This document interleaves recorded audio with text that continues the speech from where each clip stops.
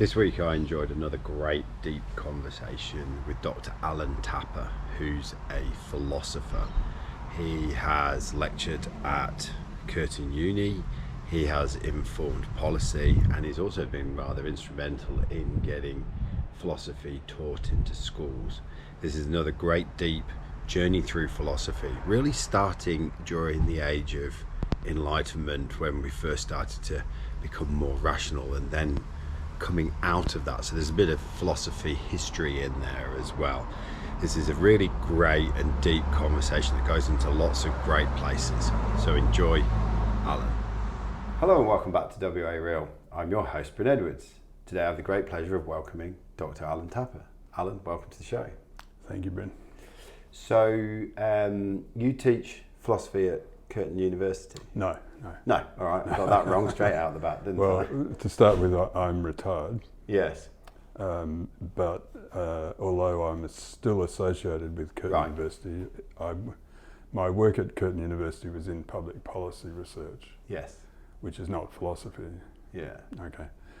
So my career in philosophy, I had a career in philosophy, which... You're now answering my second question, which is tell me about your career in philosophy. Okay, so I had a career in philosophy which was originated at the University of Western Australia, where I studied history and philosophy. And then I taught there for 2 or 3 years, and then I moved to Edith Cowan University when they set up a philosophy program in 1993, and that lasted till 2006, and they called an end to the philosophy program, even though it was going very well. And so I had to start again, I suppose, and luckily I was able to transfer to Curtin University, where I did work in a philosophy and ethics centre with my colleague Stefan Millett. And then when my work with Stefan ended, I was luckily transferred to the John Curtin Institute of Public Policy. So I've had 2 careers, you could say, well possibly 3. One is standard philosophy teaching. The other one is, the second one is the research in public policy. And the third one, which is my kind of most, I still think my most basic interest is in the history of ideas, and especially in the 18th century, and especially in the British 18th century. So I think of that as like my interest in the Enlightenment. So I've got those 3 things. And originally I started off to become a scholar, historian, teaching and researching the 18th century, the Enlightenment. What drew you to that? Well, I'll come to that in a minute. Okay. But as it turned out, there was just no way of getting a job. So by the end of my PhD, I was extremely well qualified for nothing. For nothing? For a non-existent career.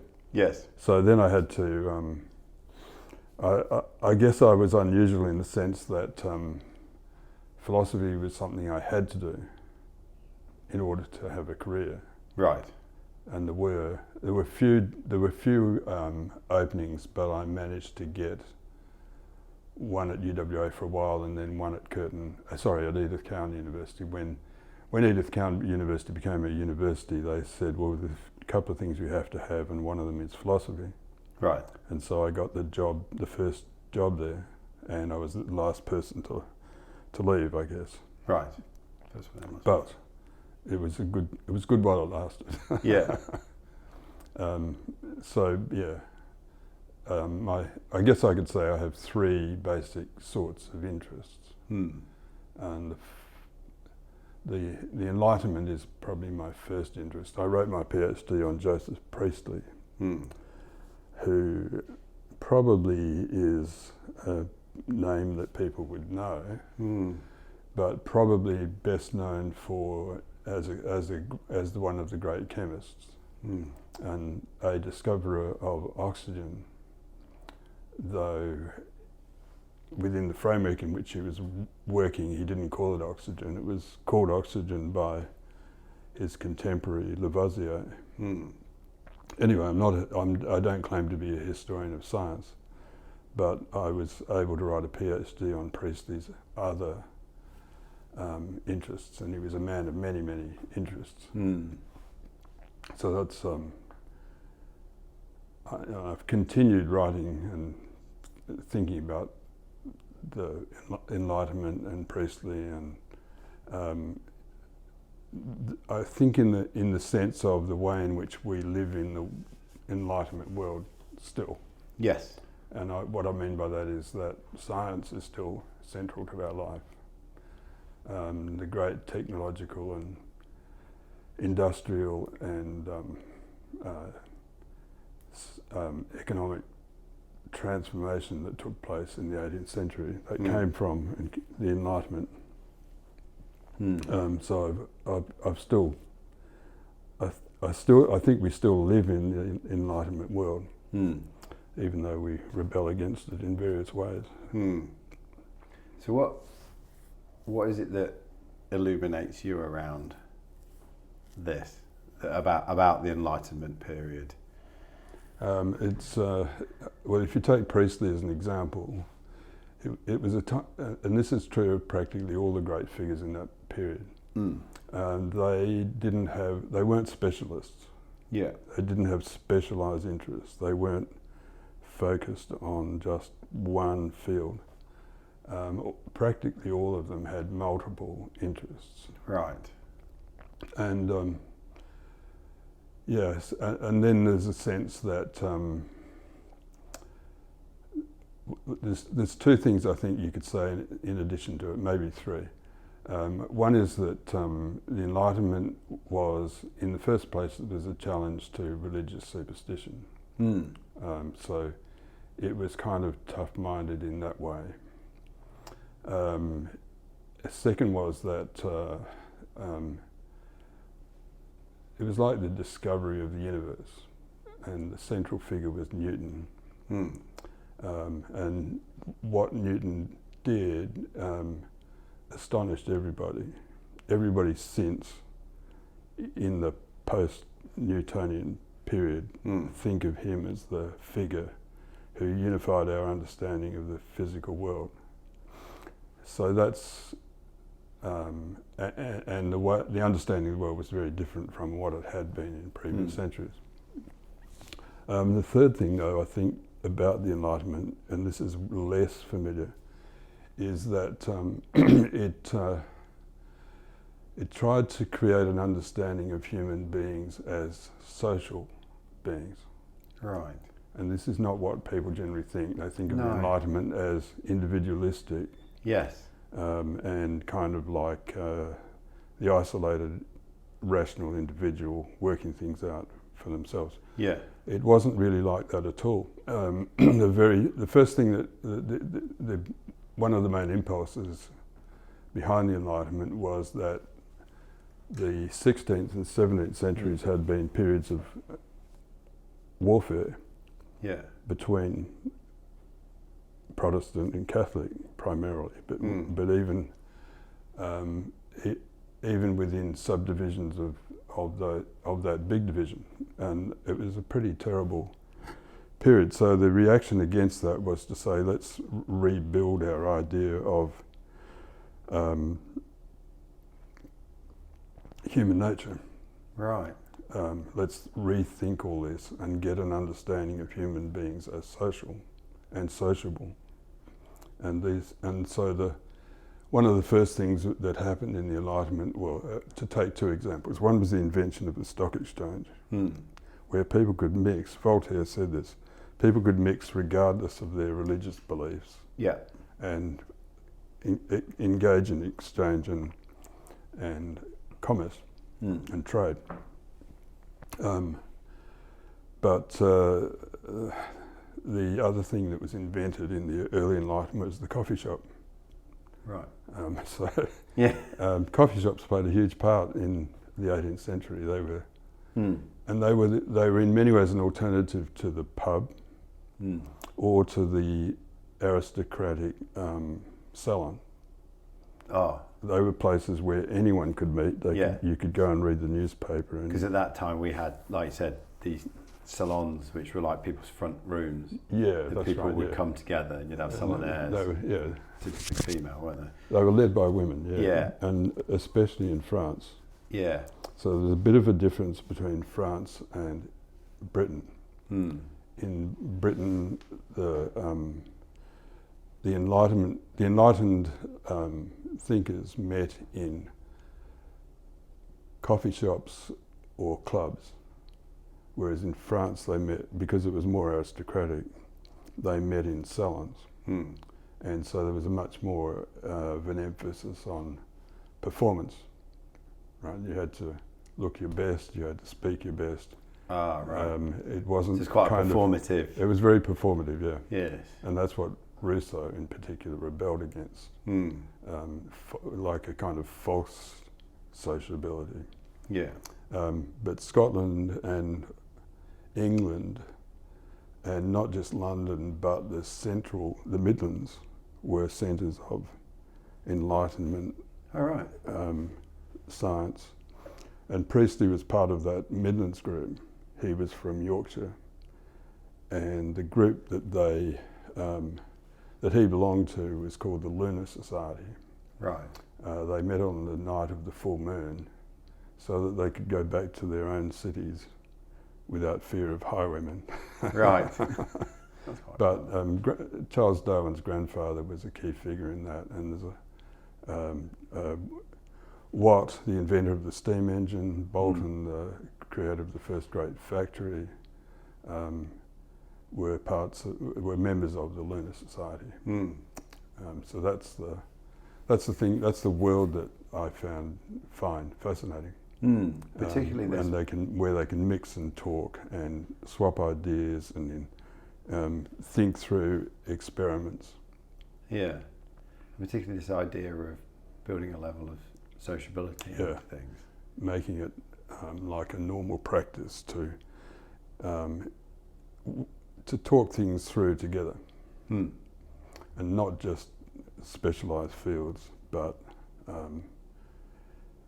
is that with a huge crossover of then you interest. can explore not just a topic in depth, but then the connection between the topics. That's right, yeah. So you can start to see the patterns and the similarities and the consistency. That's right, yeah. That's where, that's the kind of the philosophical level.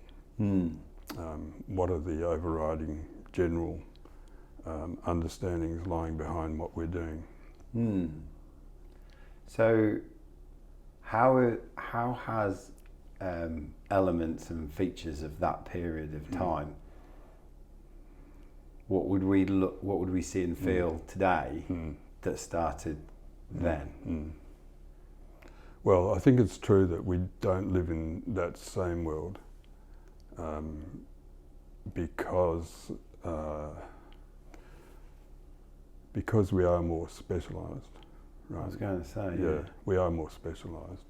And that's true in the academic world, but it's true in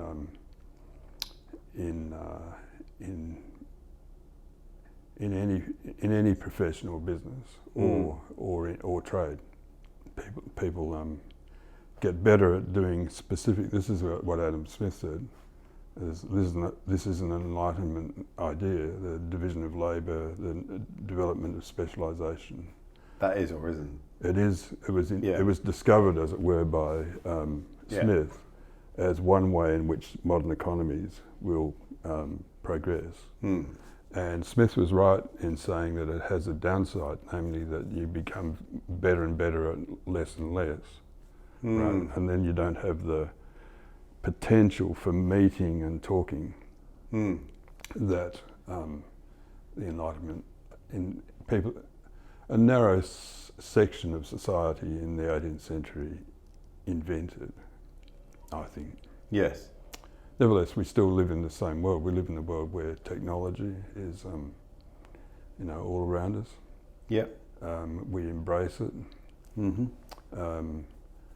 and behind that lies masses and masses of science.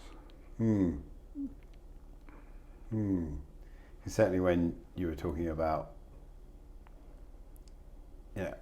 people having a lot of different interests, that was the first thing that, as I was listening to you, came up for me. Because I find, well, it's plain to see that we value experts and expert opinion of somebody who's come into a very narrow field. But I'm still struggling to work out what the term is for an expert that can see patterns across, because expert seems to be that deeper level. Yeah, well, there is that question. I have that question myself. So philosophy is the most general of subjects. When the first philosophy lecture I went to, the professor of the time, Selwyn Grave, who became my supervisor later on, he said that philosophy is the most general of subjects. But philosophy, it's both stronger than ever before and weaker than ever before. How do you explain that? So it's weaker in the sense that its presence in the university is very small. Right. And it's not universally valued. So it used to be more valued in the academic world. It was a kind of like the highest when you say used to be, how far back? 50 years or so,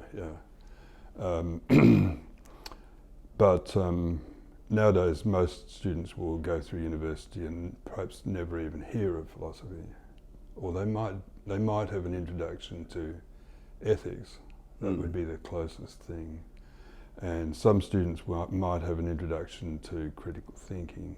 They're the two sort of subjects that philosophy can offer to the general student. But most students won't take such courses. Yeah. And so the demand for philosophy at university is like quite small. But an astonishing, in the last 50 years, that I'm talking about a downward trend in the university, but there's been an upward trend in the wider society. Right. So if you go online, let's say you go to YouTube, and you type in philosophy, you'll get endless amounts of stuff. Yeah. If you want to follow philosophy on the internet, on blogs and things, there's a lot of very, very good philosophy available for free to anyone. And likewise in the bookshops. 50 years ago there wouldn't have been much in the way of books in bookshops, philosophy books, and now there is. So it's very curious the way it's evolved. So if somebody's listening to that, what sort of blogs would be looking at? What's the name of some of the authors that we're looking at? The one that I follow on a regular basis is called Electric Agora. Yeah. And it's run by a guy in Missouri, I think that's right, University of Missouri. And it has, maybe 10 authors who contribute to it, and they talk about things ranging from basic philosophical questions through to questions of the day, and they interview people and so on. Right. So that's a sort of one place that people could go to find up-to-date contemporary discussions of issues from a philosophical perspective. Yeah. But there's a lot of that. Yeah. So you were saying before that philosophy used to be one of the... It was regarded as amongst the highest of the great disciplines, historical disciplines, and people looked up to, let's say, Oxford or Harvard or other places as great centres of philosophy.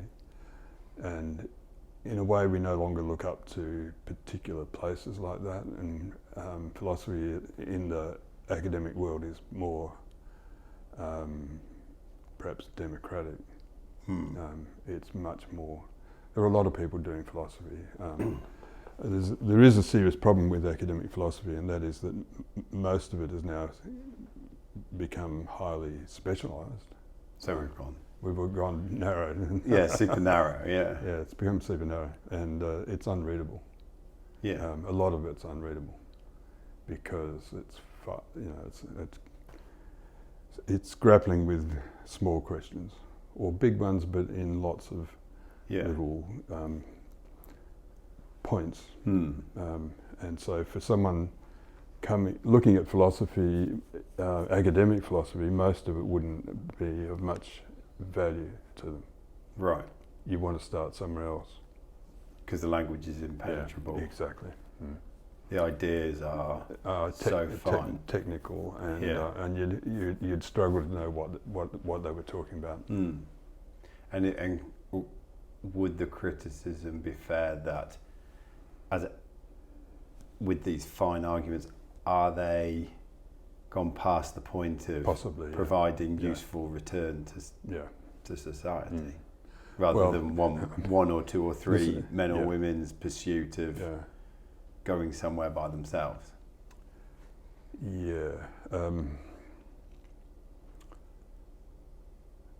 I don't want to be too categorical about that, but I think it's generally accepted that philosophy has become too narrow. And yet it should be a broadening subject, and it should be a subject that engages with big, difficult questions. And you need people to be doing the specialised work as well. That's all important, but without losing sight of the big picture.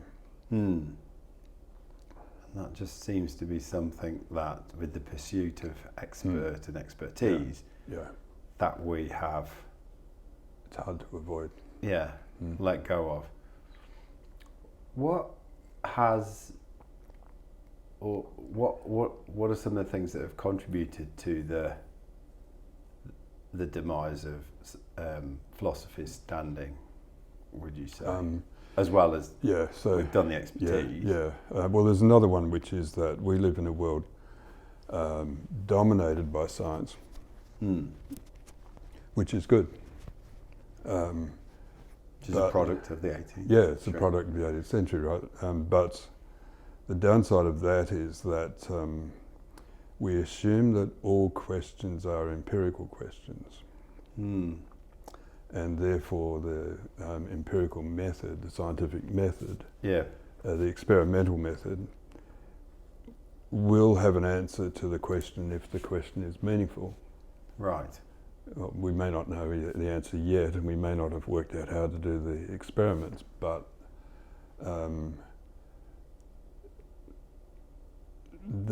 that method, that assumption, leaves no room for philosophy because it's not the experimental subject. It's not an empirical subject. It's a conceptual subject. So yes, I think that. So is it almost that we are, to use a metaphor or analogy, trying to hit a screw in with a hammer? Yeah, we've got the wrong tool. That's right. Except we don't know what the other tools are. That's the problem. I mean, there are two sorts of tools. One is the experimental, empirical one. Right. This is where we have the null hypothesis and the null hypothesis, and then that's we go right. and measure We go and stuff measure stuff. We go and measure stuff. We test things out. And a fair bit of that involves quite a bit of theorising as well. But the philosophy is not located in that area. It's over here. It uses a different set of tools, and those tools are kind of armchair tools. So more discursive. So they're discursive, they're conceptual. Exploratory, but they're exploratory at the level of ideas and how our different concepts and our different ideas fit together. That's what it means to say it's the most general subject. It's the most general because it focuses on very general concepts. And I would imagine within the scientific framework, we are looking to reinforce expected outcomes. Not necessarily. Well, no. I guess yes, you have an yes and idea no. of where you want. Yeah. You have an idea of where Yeah, you want to go. Yeah. Okay. I was probably about to put my more where we've got to with sales and marketing in a scientific world, where I try to sell you predictable outcomes, which is the basis of most sales and marketing that we have today. Yeah. Whereas I imagine the tools, like you say, of philosophy are more not just exploratory, but also open to all possibilities and all eventualities and pathways. Therefore, trying to engage somebody now in, well, let's sit down and have a chat about this, and set against, it's certainly set in a business context. It's, well, no, we need a meeting. What's the point of the meeting? What's going to be the outcome of the meeting? And to be able to sit there and say, I don't know, we'll find out, just doesn't fly, really. Does that make sense? Well, I don't have any experience in business, so I can't comment on it from that point of view, right? But from the point of view of science, yes, I mean, Thomas Kuhn was right, I suppose, in saying that science progresses by big shifts. And between the big shifts, there is what he called normal science, where you assume the big background and then you focus on filling out the details. But what makes science so astonishing is that people were able to ask those big questions and to open their mind to the possibilities that no one had thought of before. So great science is done by huge acts of imagination, and then I guess quite often those leaps lead nowhere, but every so often they lead somewhere incredible. Yes. That sort of. So just thinking that one through, surely you would have been in some sort of discourse with others or self to have come up with that big idea, to have then pursued it. Yeah. So there's almost, I can see almost like the relationship between wrestling with the big ideas of philosophy that then spawn more focused.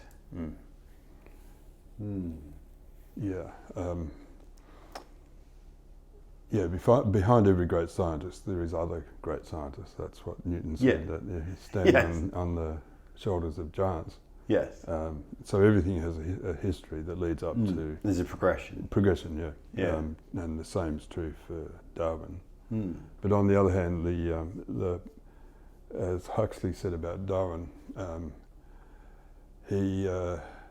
why didn't I think of that?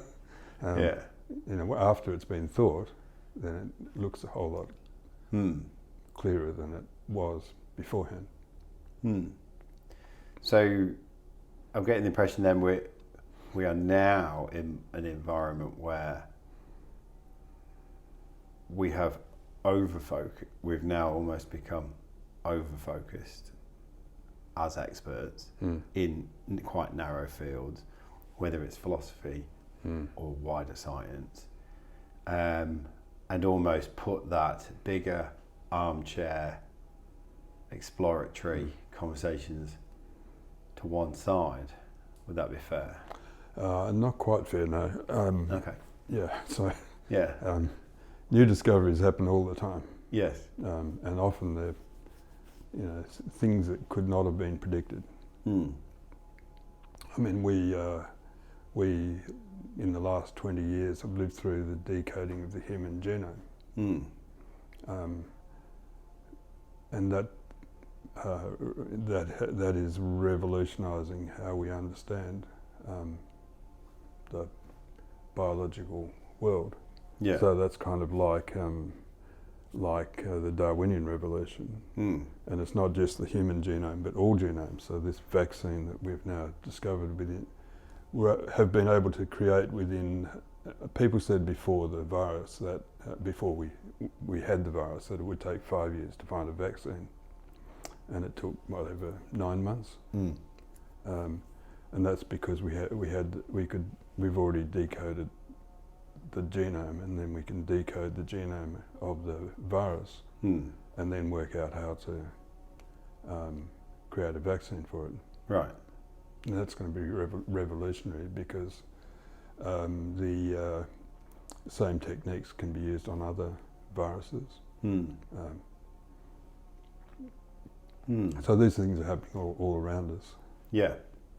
I guess my sort of curiosity strikes me that the advent of science has far eclipsed that of the philosophy and being more generalist. Of course. At what point did we switch from one to another? Yeah, so in the 18th century, science was called natural philosophy. And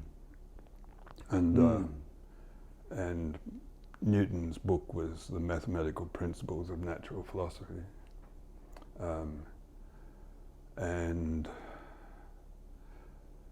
the word science wasn't invented until the 1820s. Right.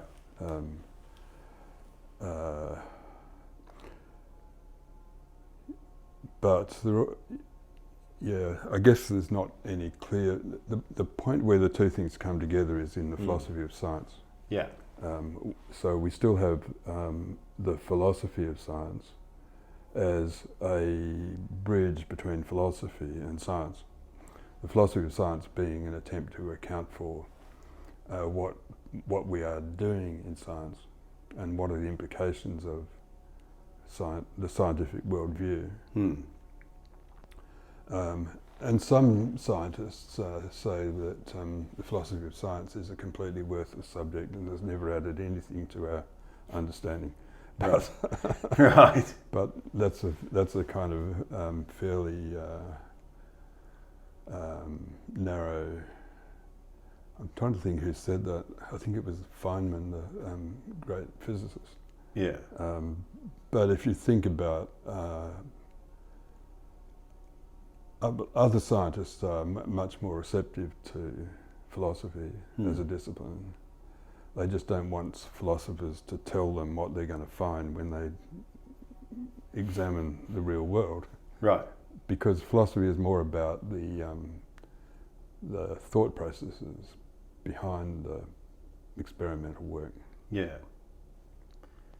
So where's the delineation between that and psychology then? Right.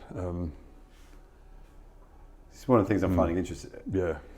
And I've started to read a little bit about this in a couple of books that a former podcast guest has written. And so the idea of the history of ideas, I'm finding particularly interesting at the moment, because I guess through the internet, I can now access and listen to so many different people. And I guess what I'm trying to orientate myself against is what things are genuinely new and ideas, and what ideas have been bubbling around but they've just got a new face on them, if that makes sense. Yeah. So in the case of psychology, if you can go back to the mid-19th century, and there really wasn't any distinction between philosophy and psychology. The philosophy of mind was was what psychology was then. Yeah. And so it was natural that psychology would break away from philosophy. I think the last great person that combined philosophy and psychology was William James. Right. But it's natural that it should break away, that it should become experimental, and then it became more mathematical. It relied heavily upon statistics. And as I well know. yeah, as everyone From studying who psychology. studied psychology had Yes. suddenly found they were learning University. statistics, right? Yeah, luckily I was good at maths in the first place. Yeah. I thought I was getting away from logic. Yeah. But no. But there's still the big question: well, what is our understanding of the mind after you've done all of the experimental work? And that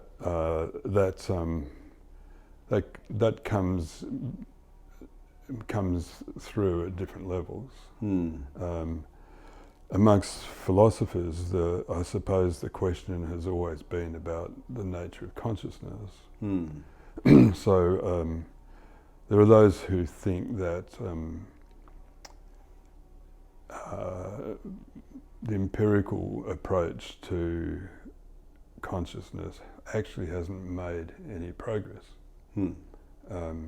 There are those who think the opposite, that the only way to make progress is to give an account of the neurophysiology of the brain. Right. And there's a fair few people who would like to find some middle ground between these two things, but don't quite know how to work it out. Yeah. So it's a serious ongoing problem within philosophy. Yeah. In which psychologists and philosophers are working side by side. Neuroscience, psychology, and philosophy. Yeah. Where the role of philosophy is to help frame the questions. Yes. And to keep the questions open, so that you can't just assume that the physiological answer is the whole story. It may be, but it's debatable. Then there's a whole lot of interesting work about, which this is not my particular field, but a whole lot of interesting work about the nature of emotions. So, and the examination of emotions goes back to the 18th century. So David Hume and Adam Smith, they were both moral psychologists. They tried to give an account of the basics of human emotions. And to summarise it, basically, Hume thought that the fundamental emotion was sympathy. Right. And so people can engage sociably through their capacity for sympathising with the other person. Adam Smith said that there were two fundamentals. One was sympathy, but the other was resentment. And this debate is actually still going on, I think. The resentment viewpoint is not someone who's perpetually angry at the world or at other people. It's that you need to have something like resentment in order to provide yourself with self-defense. Yes. You need to have it for your family, to the protective attitude to your children, and you will feel the same feelings when you think about your country or your community. And so sympathy by itself won't do the whole job. That's what Smith claimed. Yeah. And resentment is connected to your sense of justice. So that's making a transition from the psychological to the moral. Whereas if you start from a sympathy story of human nature, then you progress to a benevolent ethics. And the question then is, well, can you get the whole of ethics out of that psychological origin in sympathy? So Adam Smith, although he's a great economist, the first book he wrote was called The Theory of Moral Sentiments. Right. This is 1751, I think. And he was a close friend of Smith's. Right. So this is the Enlightenment, right, at the friendship level. They both came from not from Edinburgh, but from the area around Edinburgh. Mm. And their careers overlapped, and they corresponded. But they came to quite different views. Mm. And anyway, that's the philosophy of emotions. Mm.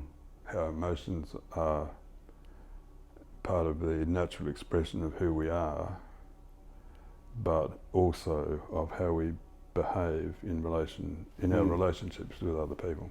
Mm. And I think, personally, I think that the level of discussion of that issue in the 18th century was extremely high, and yet it was non-experimental. It was like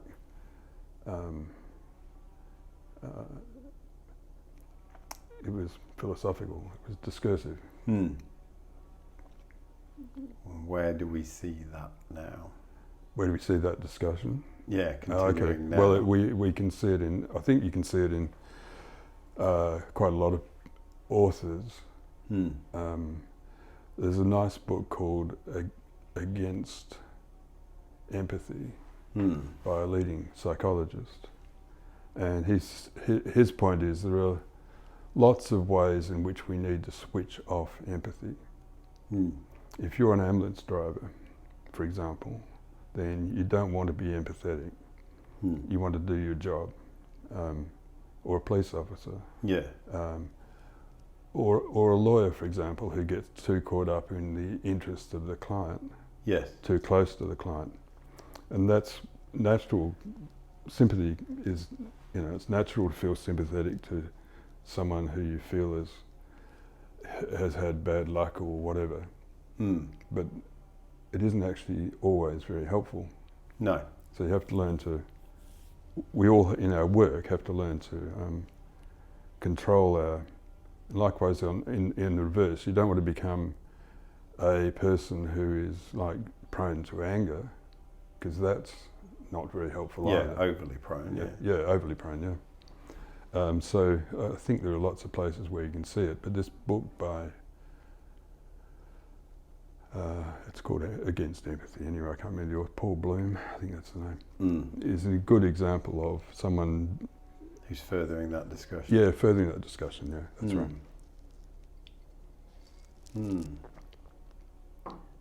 I guess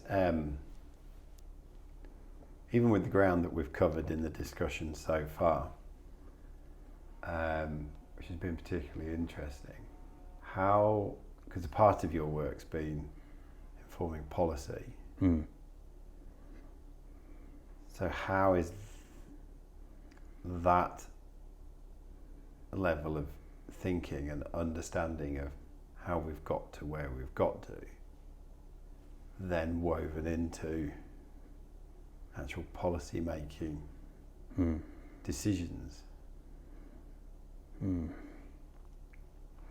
probably moving track slightly, but no, yeah, it's true that that's been another thread in my career, like I said at the start. But it's hard to answer. To put it in very general terms. Okay, let me have a go. yeah. So let's go back to the post-war world. Yes. World War II. Yeah. Where clearly the Western liberal countries had won that war. Yeah.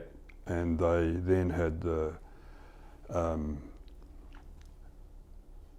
power to frame the post-war world. So liberal democratic values, the question is, what does that mean? And what are we offering, let's say, in the reconstruction of Germany or of Japan? These questions are still very much an issue for us. Yeah.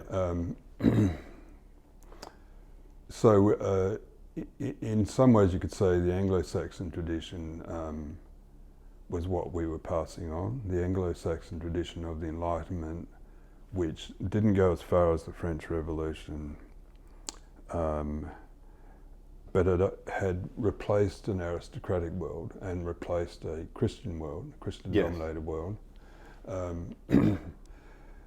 So what, in broad terms, what happened, I think, in that period after the war was there was about 20 years of kind of natural economic progress, which raised Germany and Japan and America into leading countries in the world. And then the question was whether societies needed to go further than just economic prosperity or rising levels of economic prosperity. And so that raised, in America in particular, all the questions of civil rights. But in Europe it raised the question, I think, more of the welfare state. Right. And the formation of the welfare state. So the formation of the welfare state through social democratic parties was like the next big project. And you could see how the impetus for two would be different. Yeah. Because in America you've still got, quite a young country that's not long been dealing with slavery and things like that. Yep. So civil rights is more of a focus, whereas you've got these very older, established countries in Europe, where we haven't had slavery like we've had over in America, but we have different people on different steps of the economic ladder. Yep. So both of those were kind of social justice movements. And that sort of fits in with that sort of 20 years later in the 60s. Yeah, that's right. And lots of kind of other liberation type movements.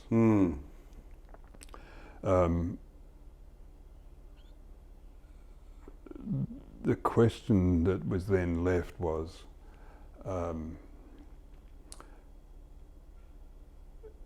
is that essentially what we, on a philosophical level, is that the primary thing that modern society should be aiming for, that is social justice? And amongst philosophers, the key figure in that discussion was an American, John Rawls, who wrote a book called A Theory of Justice. And the argument of it was that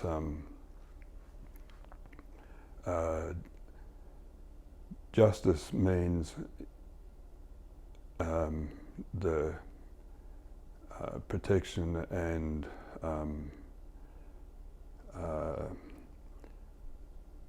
prioritising those who are the least well off in modern societies. Right. And his argument for it was, imagine that you don't know where your place in society is going to be. If you think that way, then you would see that it's a desirable thing that society should be structured in such a way that people at the bottom end of the socio-economic spectrum are favoured. And therefore you need some redistribution. So you say favoured, as in looked after? Yeah, looked after, you therefore need some redistribution from the well-off to the least well-off. That was, Rawls's book was about that big. Right. But it had a... But in summary. it actually did have a summary roughly like that. Right. And had enormous impact. And I doubt that many people read the whole thing. But the concept that the function of the state is to redistribute to the least well off took hold, and some people thought it didn't go far enough, but many people thought, well, that's the rationale for civil rights. That's the rationale for the welfare state.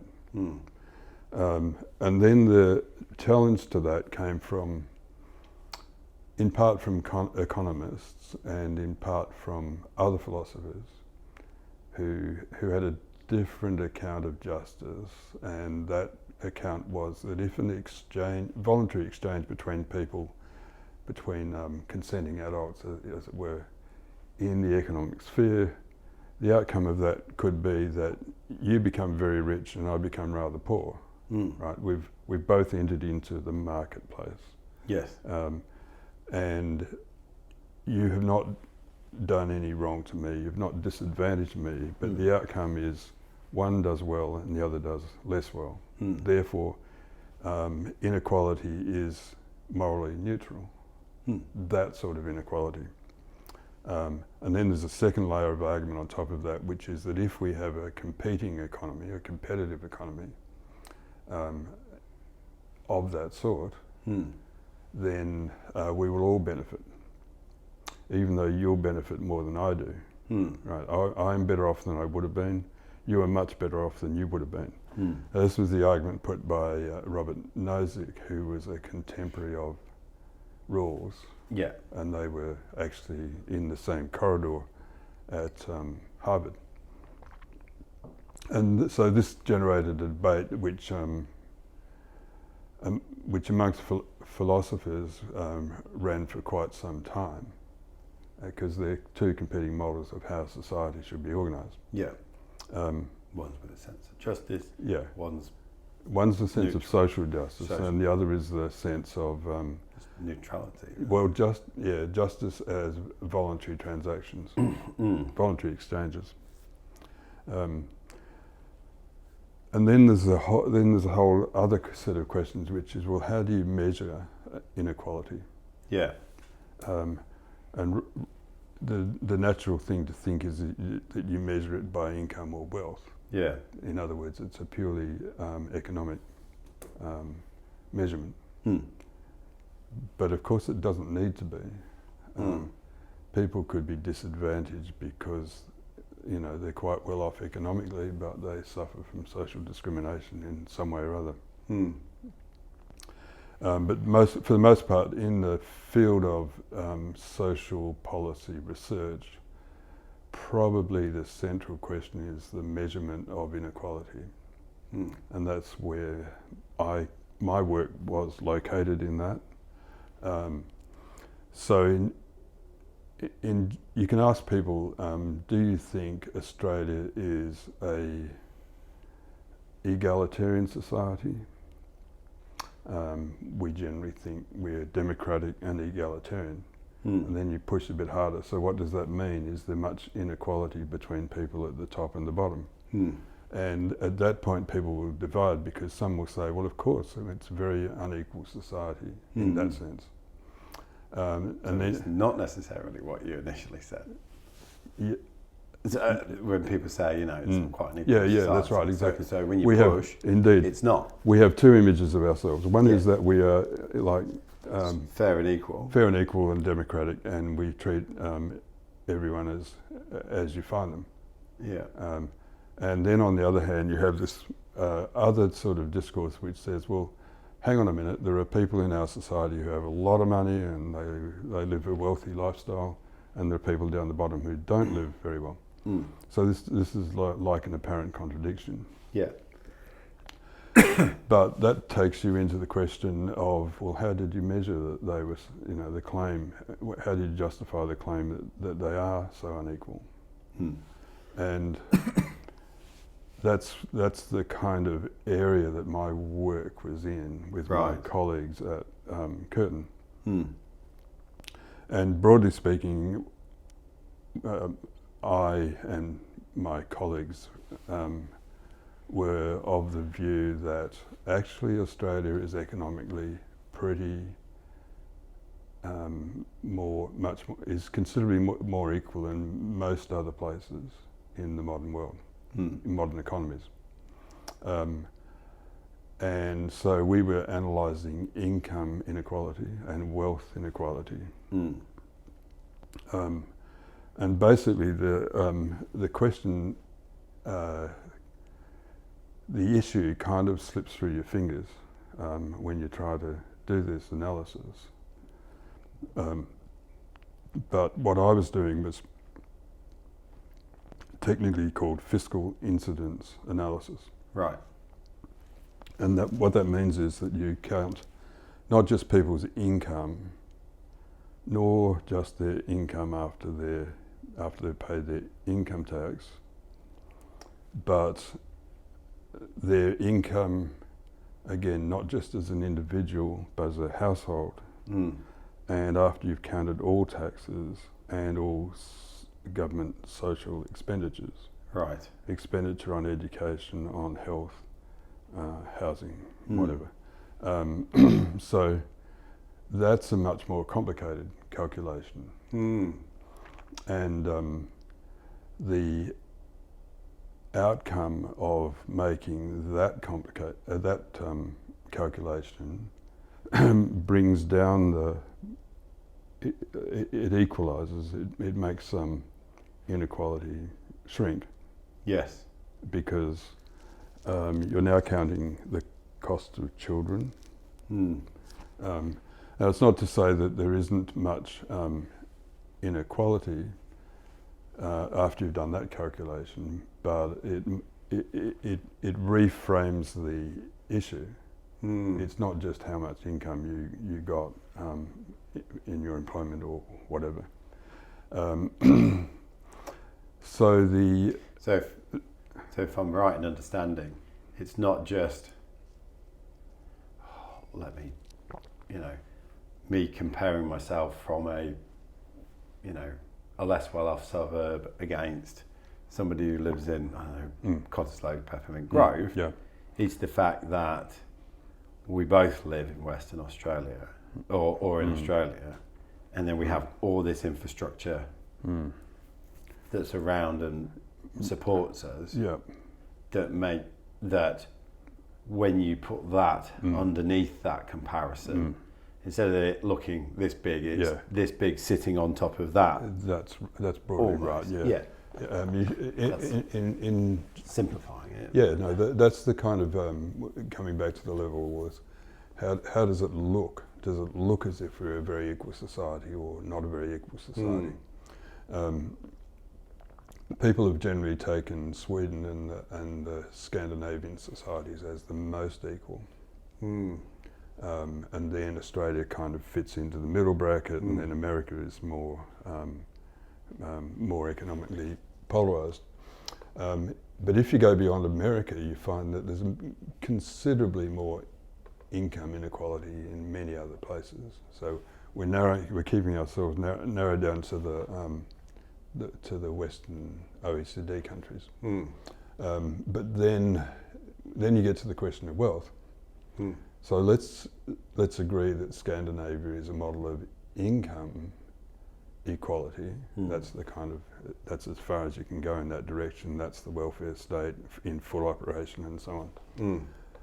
What would you expect to find about wealth inequality? Wealth inequality, not income inequality. You would expect to find that they'd essentially be the same thing. But that actually is not.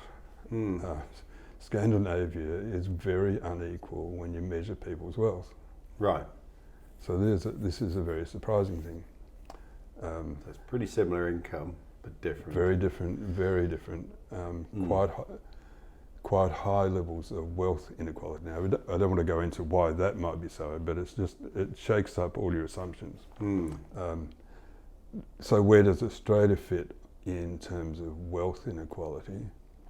Well, it turns out that it's right down the bottom. It's one of the most equal countries in terms of wealth distribution. Right. So even if you thought, well, we're in the middle rank of income inequality, we're actually clearly in the bottom rank of wealth inequality. Right. So this reinforces the idea that we're actually quite egalitarian. Right. Now, why that should be so is a question that I don't think has been researched properly. But that disparity between income and wealth inequalities is where I got to, or where we got to in our work. The other thing to be said about wealth inequality is that it's highly correlated with age. Right. So the older you get, the wealthier you get. And it makes sense. Yeah. But people forget that. So when you see the raw figures for wealth inequality, The numbers, there's a thing called the Gini coefficient which measures these, and it's the lowest is Australia is about 0.6, America is about 0.8, Scandinavia is up around the 0.8 mark, and then there's a number of countries in the middle. But that's a bit of an illusion, because much of that high number is composed of age. It's just that people, when they start out in life in their 20s, don't have any wealth. Yeah. They don't have any assets. Yeah. Most people. Yeah. Now you might inherit something, but that's a fairly rare, and certainly it's rare to inherit a lot in your 20s. It's more common that people inherit in their 60s when their parents die. Right. So inheritance reinforces the benefits of being, the wealth benefits of being elderly. Yeah. And then you could say, well, that's fine, that's normal, that's natural. You know, life, you start out at the bottom and you work your way up. But it still doesn't fit with the story that we're very unequal, because wealth, when you measure a cross-section of wealth, you get these very high measurements.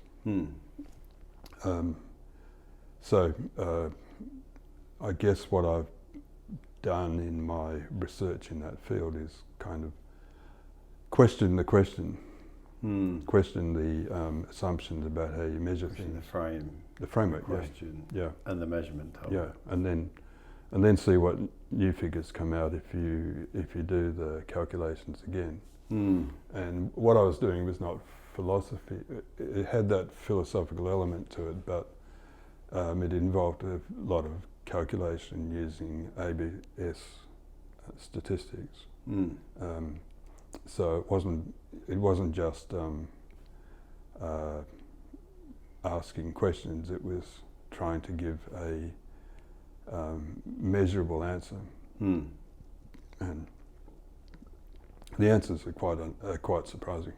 If you follow the line of thought that lies behind it. Yeah. In what way? Well, there's sort of headline figures that you see in the newspaper, but if you do these, if you were to factor out age, then wealth inequality would come right down.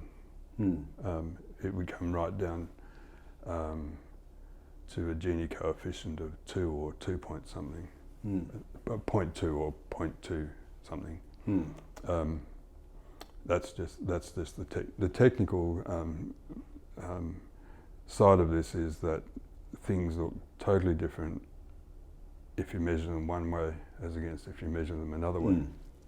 And then you have to debate, well, how should we measure these things? And that comes back to framing, doesn't it? Yeah, it comes back to framing, that's right. And then that comes back to the discussion, which comes back to philosophy. Yeah, that's right, yeah. Anyway, I've finished doing that type of work, but it was fun to do.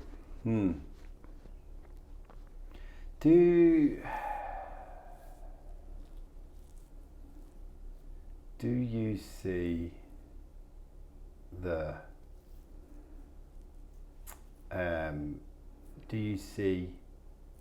areas in life of, let's just say arbitrarily or broadly, how we collectively do life, that are lacking from us placing more of an importance on engaging with philosophy currently?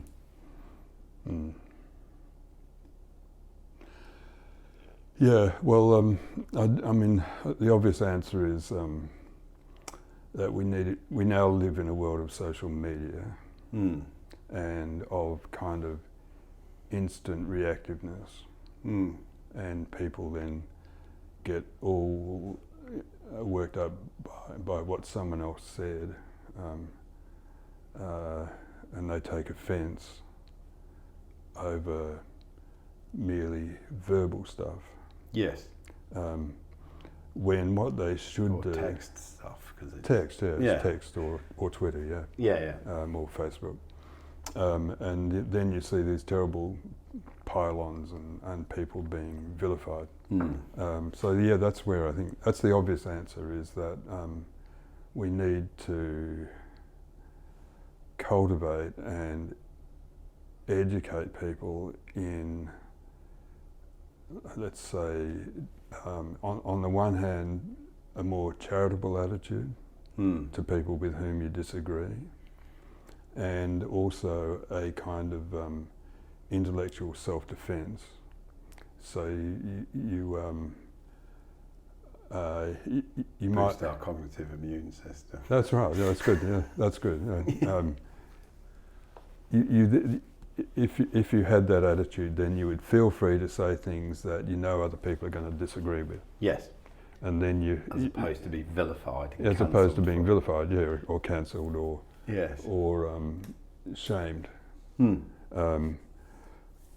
that's philosophy has something to contribute to that, because it's the most disagreeable subject, right? Yeah. Yeah. Amongst philosophers, arguments and counter-arguments are just the absolute normal way of life. Yeah. And you can say things that probably a bit more constructive than law, but yeah. Yeah, well, law is different because it has to solve it has to solve problems. Yeah. But yeah, in back the case, to what you were saying. In the case of philosophy, you're not a good philosopher if you don't argue. You're not even the beginnings of a philosopher if you don't argue. Right. The word argue is ambiguous, right? It means sometimes it means sometimes just conflict, but it also means giving reasons. So the education system should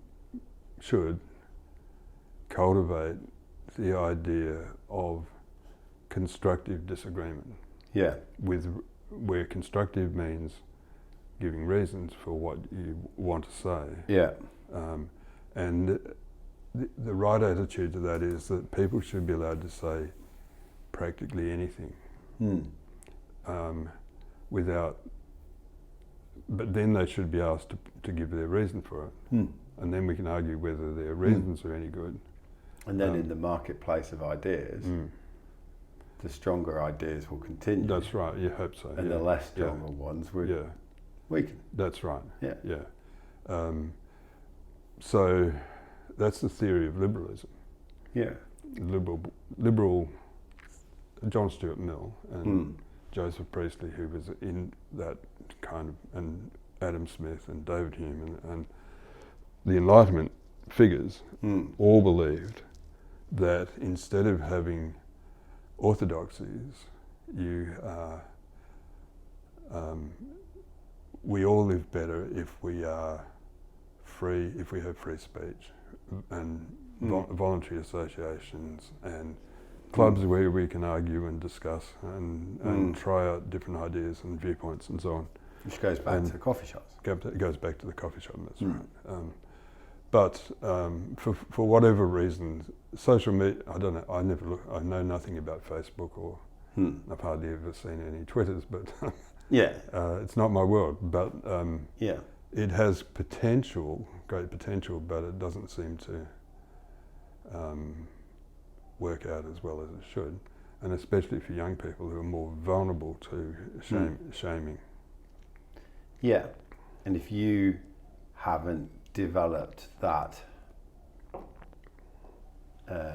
life experience of being able to interact in constructive disagreement,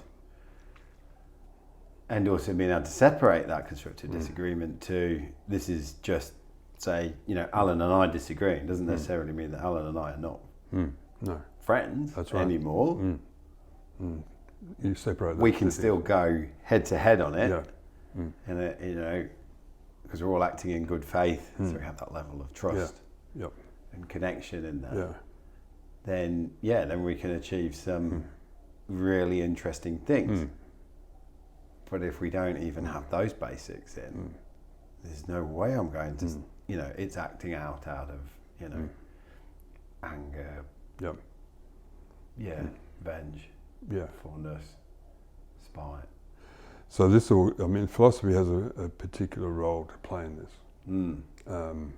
See, it's interesting when you originally, when I asked you the question and I said, do you see areas where philosophy has a role?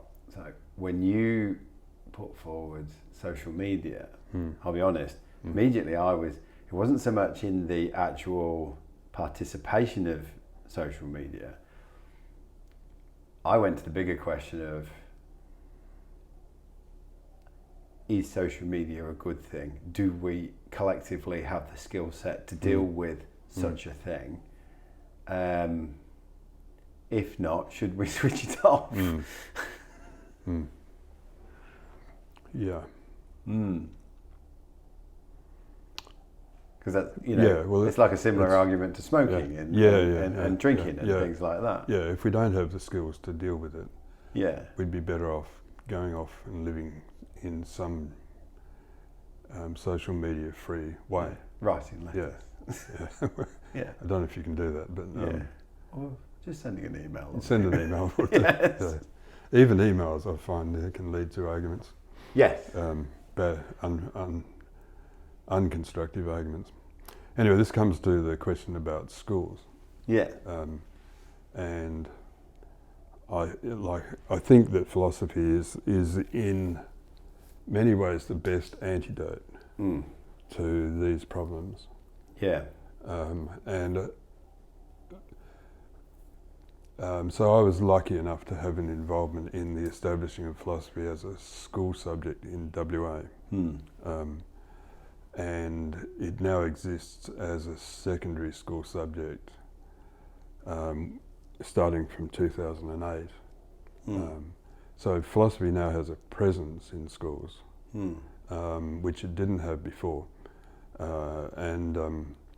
It has a presence in all but one of the Australian states. And it's an interesting question for me. Why did philosophy, why was it not part of the school curriculum? But in any case, what it has to offer is training in constructive disagreement and recognition of the necessity for giving reasons, and then of the the skill of neutrally evaluating the reasons, rather than assuming the truth of some favourite dogma. From the start. Yeah. From the start, but in order to get good at that, you have to practice it. You can't just be told, do this. So amongst people who've been advocates for philosophy as a school subject, there's a thing that they call community of, I'm part of this too, we call community of inquiry. Yeah.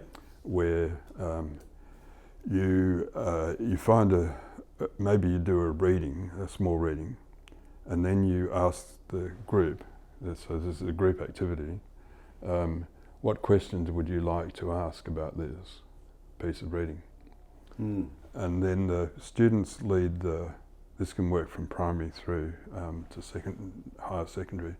The students then set the agenda. These are the questions, put them up on the blackboard. These are the 5 questions we would like to discuss in the light of having read that story, whatever it might be. Yeah. And then as a group you work together. Maybe we'll take question 1. Now let's all pool our thoughts on question 1, topic 1.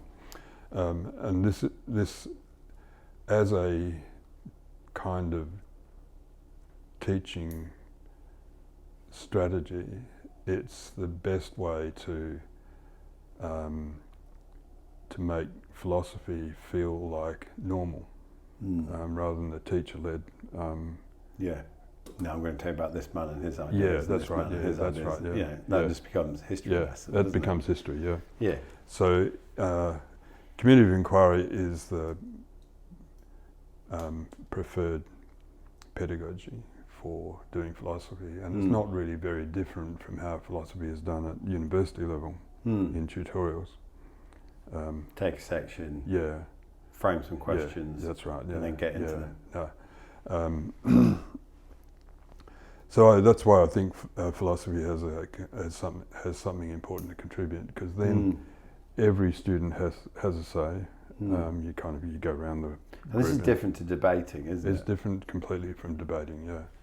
And the nicest thing when this becomes a normal practice is that kids who haven't spoken much, either because they're alienated from school or they're shy, whatever, are shown to be as reflective as anyone else, and they can come up with different and better ideas, and then you see a transformation of the group. Yeah. And this has social benefits too for the functioning of schools. So this goes back more than 50 years to an American guy by the name of Matthew Lipman, who obviously was very bright, became a lecturer at Columbia University, and after a few years he said, "This is hopeless. These students don't know how to think. These are the brightest, the brightest and the best." But he said they hadn't been trained in how to think or to present an argument. And he thought, well, by university, it's just too late. So you have to go back to the younger, and then he spent the rest of his career trying to find an appropriate curriculum for philosophy as a school subject, and wrote textbooks that were designed for classroom use. And once he got that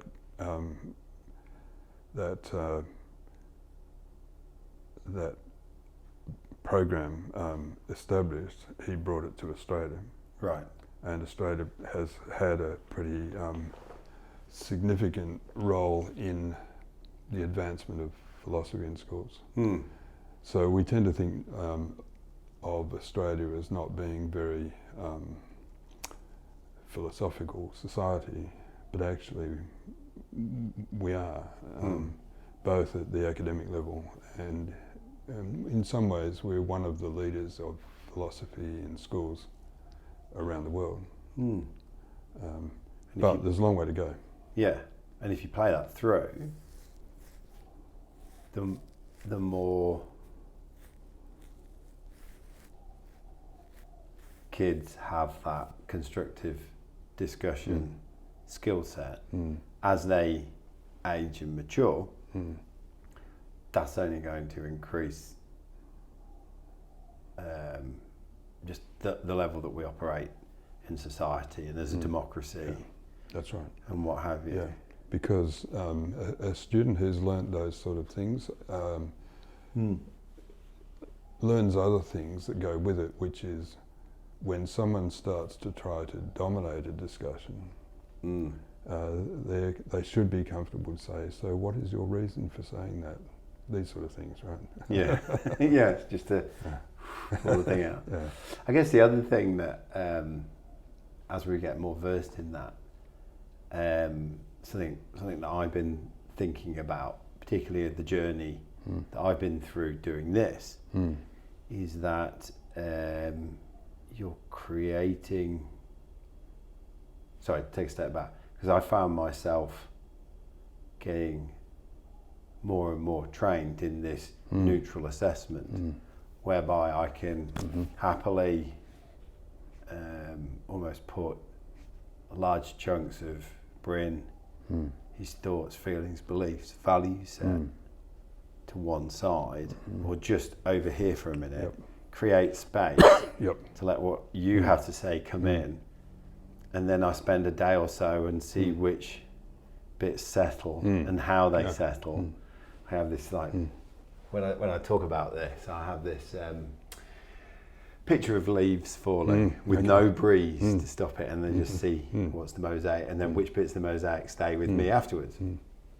And so it's kind of a gentle thing. But one of the things I also find is that through creating this space where I know people are there in good faith, I can trust them, I can trust the fact that they have the skill set to interact, then we create the conditions for emergent conversations where instead of it being just, it's almost like the battle of wills, it's like, there's something interesting there. And I've sat at this table and had conversations with people where the two of us have gone, do you feel like there's something there? And then you can both together go off and follow that thread and it goes somewhere exciting. And I can't help thinking that that's the place where we're going to find some of the answers to some of the biggest problems that we face. Yep. Learning to hold a discussion or a conversation without worrying about how what you say is going to be received. Yes. And then it's mutual from the other side. Yeah. I think that's the basis of friendship.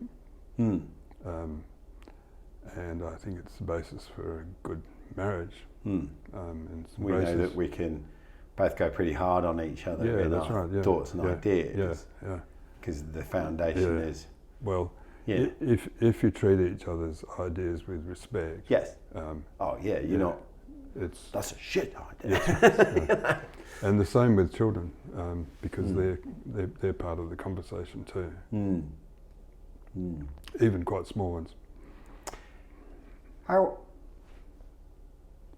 is it for you as a person in the world, given the level of thought and the lenses that you develop to look into the world, and then to see lack of capability when it comes to constructive discussions and constructive disagreement and some of the stuff that we've talked about here?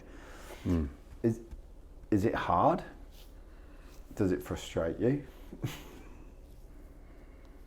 Do you sometimes sit there thinking, for God's sake, if you guys just... Yeah. Well, I used to, in many ways, the people we focus on are politicians. And I used to feel that sense of complete negative reaction, because politicians almost never give you a reason for anything. Yes. But I think I've become more willing to see it as a role rather than a place where people are speaking from how they really feel.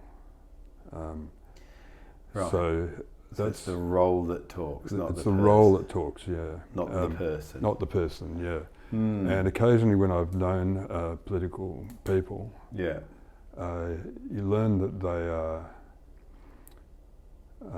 not what they seem, in a good way. I'll give an example. I once heard Brendan Nelson, who's a high-ranking politician for a period, but he came to a conference event that I was at, and he arrived at 8 o'clock in the morning, and he was launching something, and I think he saw straight away that the launching wasn't very interesting, and so he just talked to us, the conference people, who were all from the humanities and social sciences, about the value of the humanities and social sciences. And he was from a medical background, and he'd been a politician, and he did it better than I could have done, and probably better than anyone in the room could have done. Right. Just off the top of his head, it seemed. Yeah. So that was a lesson for me, that he didn't seem to me a very impressive politician, but when I heard him speaking, I thought, oh my goodness, this is an impressive human being. Impressive human being, yeah. So we were there to persuade politicians that the humanities and social sciences should be taken more seriously, and he did it back to us. Right. He did your job for you. Yeah, he did our job. Yeah. Yeah. I wish I'd had a recording of what he said. Anyway, that's only one instance. You shouldn't generalise from single point examples. Yeah. Yeah. But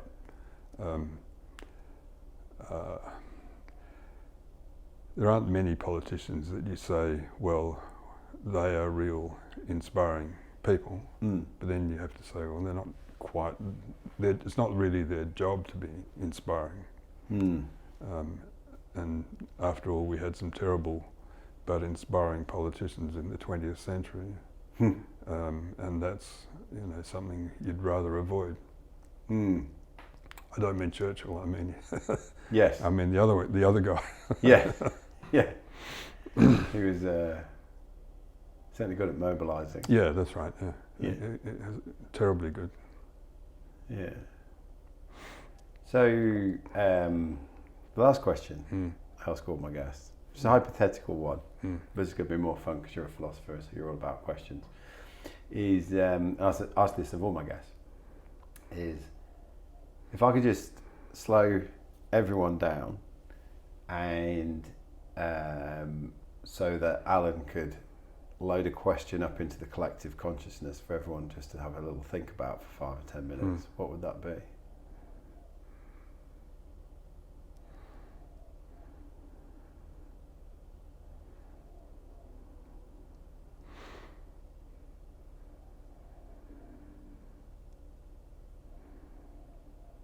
It's a hard one. I think the question I would ask is,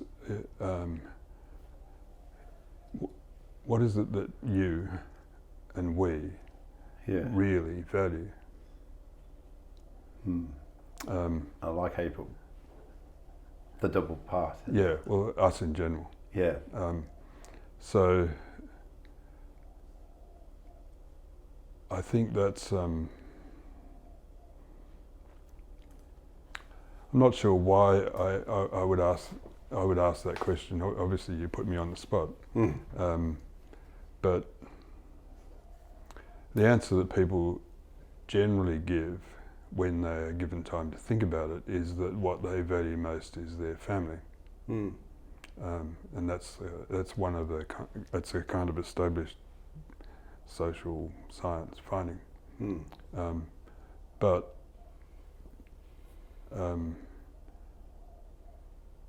I guess there's all sorts of reasons for feeling that families are problematic, but from a child's point of view, they're pretty much indispensable. So that's my personal point of view, and that's the answer I'd give to your question myself. Right. Okay. Yeah.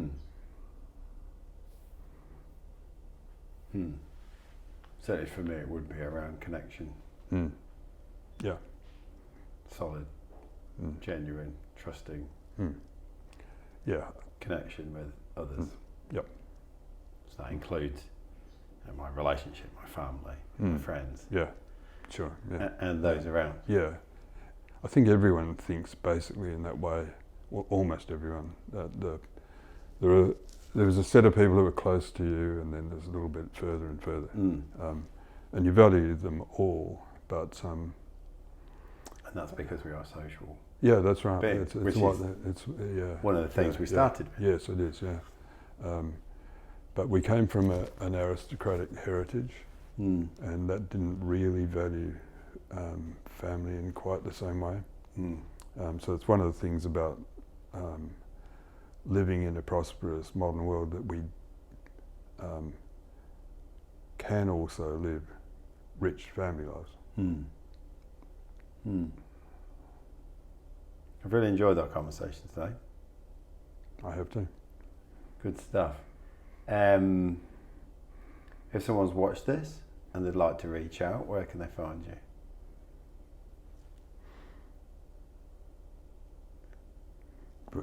You can put my email address on the. All right. Or message me and I'll put you in touch. Yeah. Indeed. Alan, thank you very much. Good, thank you.